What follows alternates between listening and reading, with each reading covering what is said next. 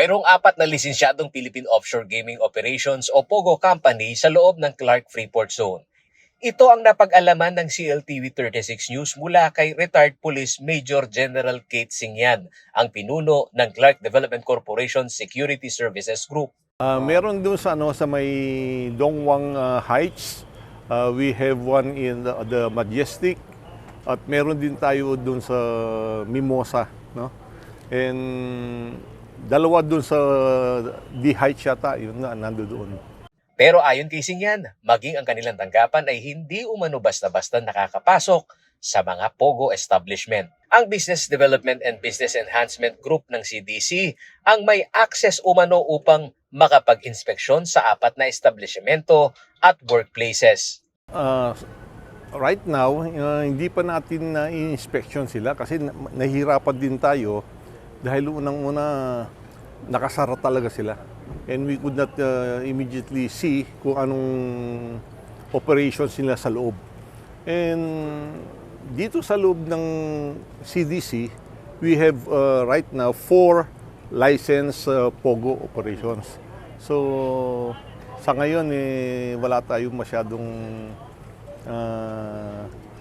chance or opportunity to inspect yung yung makakapag-inspection lang diyan yung ating BDBEG, no? Department, at kailangan talagang ma-inspection itong mga POGO operations ito.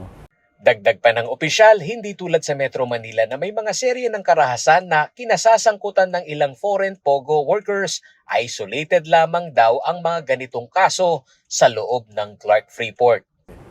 Unang-una, habang ako'y nandito, I have experienced yung pag-aresto ng CIDG elements doon sa 3 Chinese nationals na mayroong mga armed bodyguards. No? So ito lang, meron silang pinagsusuntok at minaltreat na isang complainant. So that instigated the CIDG to initiate some hot pursuit operations. May mga ipinatutupad daw na alituntunin ng CDC upang matiyak ang peace and order situation sa loob ng Freeport. Kabilang na umano rito ay ang regulasyon sa pagkuha ng bodyguards ng mga foreign POGO workers, gayon din ang prohibisyon sa pagdadala ng mga armas. Hindi sila pwede magdala ng firearms, no? We all know that they are foreign nationals. Hindi sila pwede at the same time hindi rin sila pwedeng magkaroon ng bodyguard, especially armed bodyguards na kanilang escort, security escort. So kung magre-request man sila ng security escort, they should request from the Philippine National Police.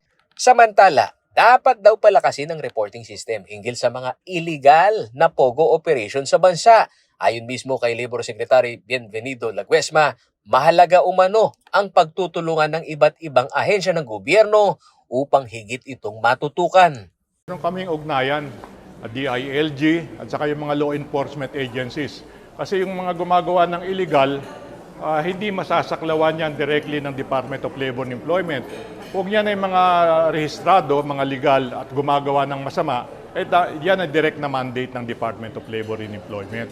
Yan ay pwede namin talagang tutukan ng gusto. At mahalaga na ang informasyon makarating din sa amin dahil kung hindi namin saklaw, amin po yung agaran na inire-repair dun sa concern na department o ahensya nang sa ganun ay magkaroon kaagad ng agaran na aksyon. Matatandang halos 300 foreign POGO workers ang naaresto ng PNP Criminal Investigation and Detection Group o CIDG nitong February 1 sa Hongsheng Gaming Technology Incorporated sa Bamban, Tarlac. Sa bilang na ito, 19 lamang ang idineklarang napagkalooban ng Alien Employment Permit ng DOLE. Ako si Paulo G. Santos, taga rito kasama nyo para sa CLTV 36 News, atin to.